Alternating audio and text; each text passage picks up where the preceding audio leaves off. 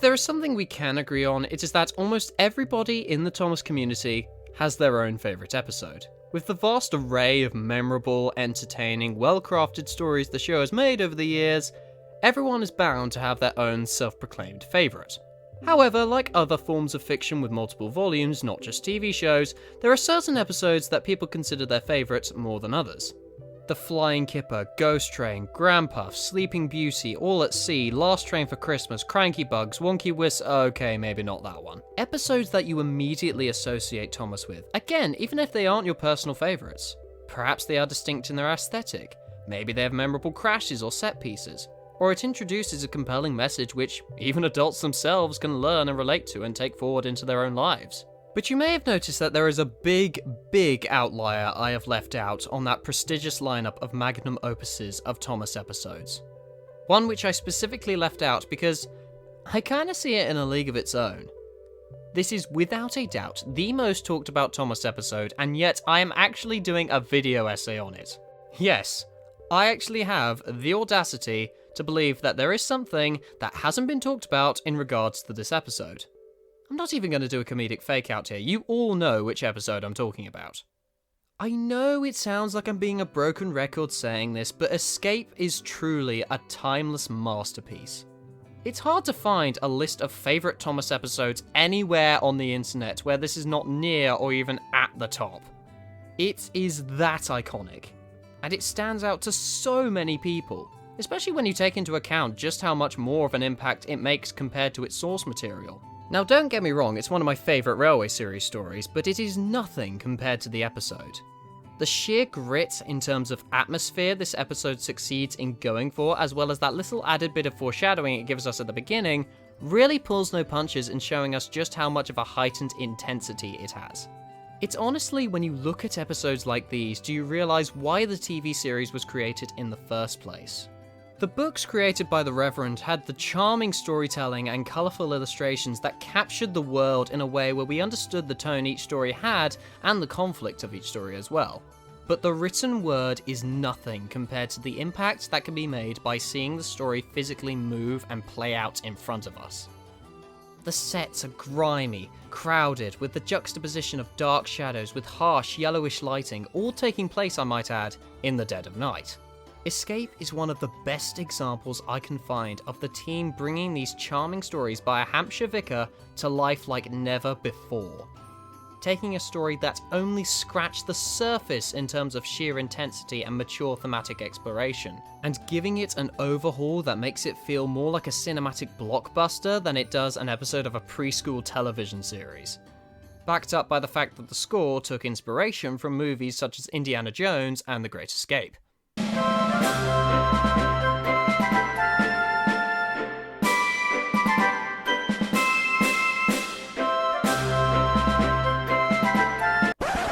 Speaking of which, I would probably be lynched if I didn't give at least a whole paragraph dedicated to talking about the use of audio. Disgraceful.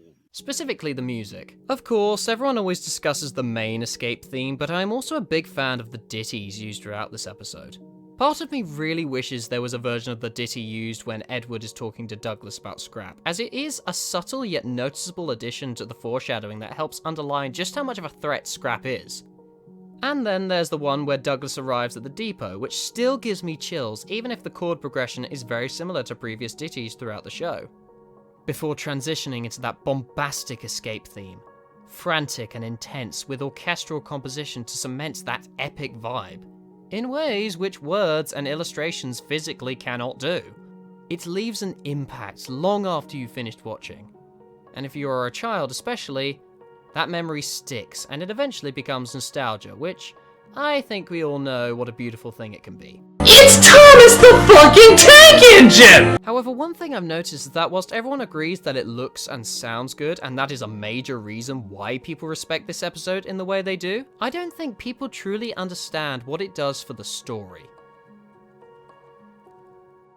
Remember I talked about those 3 factors that make an episode stand out at the beginning? How one episode may have a distinct atmosphere or feel, the arc revolves around an interesting or exciting set piece, or it has a fantastic story with a relatable or thought-provoking moral.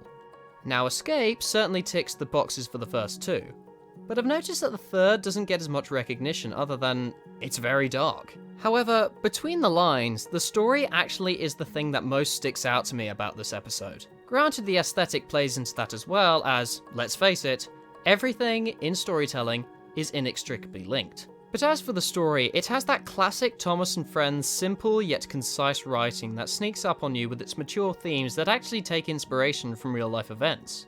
Douglas saves Oliver from Scrap. That is it. That's the story in a nutshell. Yet already you can tell it's a story with stakes. Scrap has been quickly established at this point in the series as the steam engine equivalent to death. Now, this isn't the first time death has been explored in shows for very young children. However, what makes it stand out is that it's subtle, but it's also a clever way of integrating history into the series. At the time period that this is based, steam engines were being put on scrap lines left, right, and center. Right there, already, there is a writer's cannon fodder to create conflict. And when you think about it, it's something that everyone can relate to.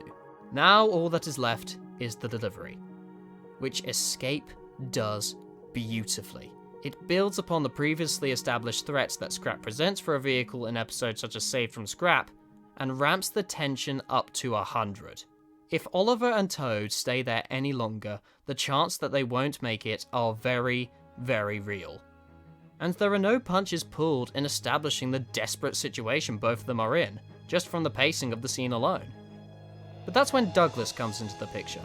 He was an engine who was also bound for the Cutter's Torch had he not come to Sodor. So he felt compelled to give a fellow engine the second chance that he was given. It really brings his arc full circle to where, when the episode finishes, you cannot help feeling a newfound respect for him. But the story has more to it still than fantastic character development and integration of history.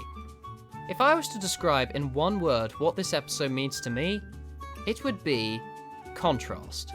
Season 3, without a doubt in my mind, is the most vibrantly coloured season in Thomas. Gone is the gritty, industrialised atmosphere of Season 2, replaced with these vibrantly saturated sets, with a real emphasis on the primary palette, aka blues, yellows and greens. These sets were made with an innocent vibe in mind. Sunny, wholesome locations such as forests and the countryside, and lots of locations by the sea such as sandy beaches and quaint harbours. Even the bustling yard feels more inviting. At least every episode has sunshine in it in one way or another. The blue sky and fluffy clouded painting remains a permanent backdrop in the show to the point where you can still see it even during night shots aside from a very select number of scenes. It has the most innocence of any season, I'd argue, in the entire show. The placement of Escape in this season really adds to that contrast I talked about. Escape would have nowhere near the same impact if it was in a different season, such as the industrialized Season 2, which they actually discussed on putting it in originally for those that don't know, the cinematic Season 5, or the naturally beautiful but very much grounded Season 4. It's an episode which you cannot separate from the season, and you cannot separate the season from the episode. The dark, gritty, claustrophobic sets of the other railway set up in a straight line immediately makes it stick out, and disassociates itself with the bright, friendly sets of Sodor, with variety in landscape as well as long stretches of track for the engines to stretch their wheels. David Mitten said himself in an interview just how much attention to detail there was in aspects of the set such as the clouds. They had to match the personality and the friendliness of the show's overall vibe. Always white and fluffy, a utopia for its characters, and a place to escape to for the viewer. The other railway is a dystopia, where only diesels, some of which have been established as nemesis to some of the steam engines, are present. And if a steam engine is there that isn't owned by the Fat Controller, like Oliver before he is discovered, said engine is in danger of scrap, which is the same as, you guessed it, death. But this contrast isn't just for show. Not for me, anyway. Whilst in the series, technically speaking, it is up in the air where Sodor is located, mostly to help American audiences relate to it more, I'm sending you to Crew, a fine place for sick engines. it is pretty clear that due to the established lore by the Reverend, and the appearance of British locomotives in the very same series, such as City of Truro and Flying Scotsman, Sodor is a part of the British Isles. And yes, Americans, it is a real place. Some magical land where we drink tea and eat crumpets all day. Even though the episode states the railway is on a faraway part of the island, it is clear that its real title is The Other Railway. Heck, that's even what it was referred to as in the book. The Other Railway is a metaphor for the British Railway. It is the only place in the show that's location is actually real. I even think that the reason they chose to call it as a place on the faraway part of the island is because children would be frightened by the fact that the other railway is actually representative of the real world. It'd basically be teaching kids a lesson that life is scary, and the fact that Sodor is not based on a real location is that the escapism Sodor represents is fake. But honestly, I don't think that's what the crew were going for, even if it is along very similar lines, no pun intended. Not only is it too cynical for a children's show, but it also wouldn't teach them anything. If the world is super scary like the other railway, then what are we supposed to do about it? Yes, sadly it is true, Sodor isn't a real place.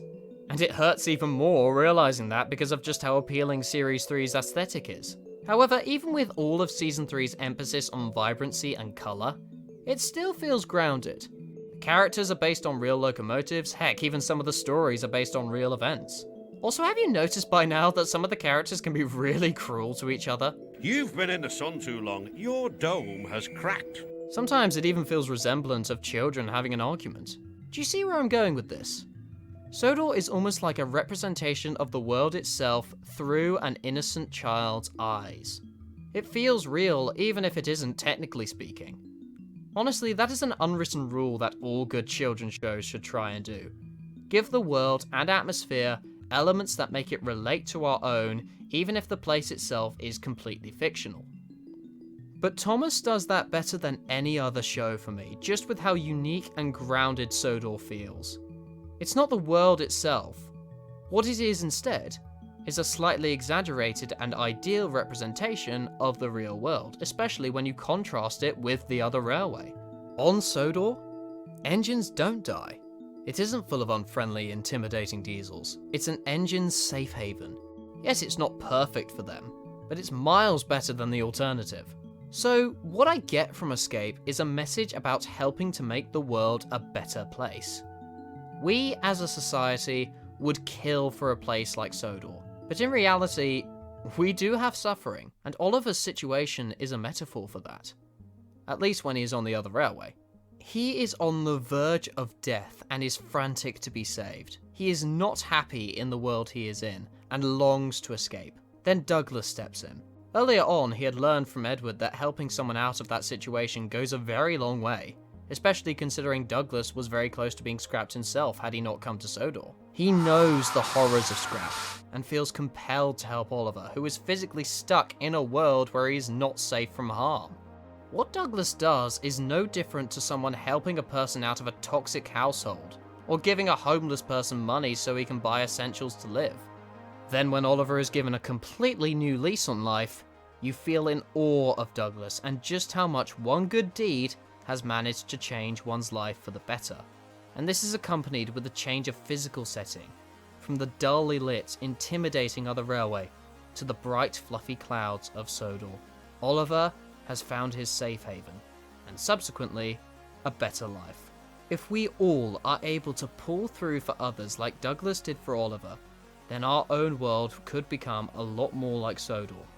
Not perfect, but better than the oppressive other railway. Sodor is not so much a utopia where everything is perfect, but a better version of the world which everybody can feel much safer in. Yes, the other railway is avoided rather than changed, and really it's a message about how one can truly change a life for the better rather than changing the actual world. It's Escape's setting and atmosphere and how it contrasts with the rest of Season 3 that really makes me think that way, because there is no human equivalent to Sodor. No safe haven where we can fully escape our troubles. All we really have is each other. Our human nature to do good deeds for others. If we all use that instinctive compassion we have as human beings collectively, we truly have the capability of making a world more similar to Sodor. Not perfect, because that's too unrealistic, but a much better and brighter one. It's these metaphors for human conflicts that Audrey uses is what makes his interpretation of trains so fascinating. how they are so much more than modes of transportation, and how they can actually represent us as people, even adults. One final point I'd like to make is that Sodor is made up by these engines. These colourful, likeable characters we are able to relate to and feel prideful when they do something amazing like Douglas does here. For him, saving Oliver was the only option in giving back to the island, not just because an extra engine was needed, but because it gave him a second chance. Douglas made that choice, and a life was saved as a result of it, and in the process, he represented Sodor, and set an example for other engines to follow, and us the viewer as well.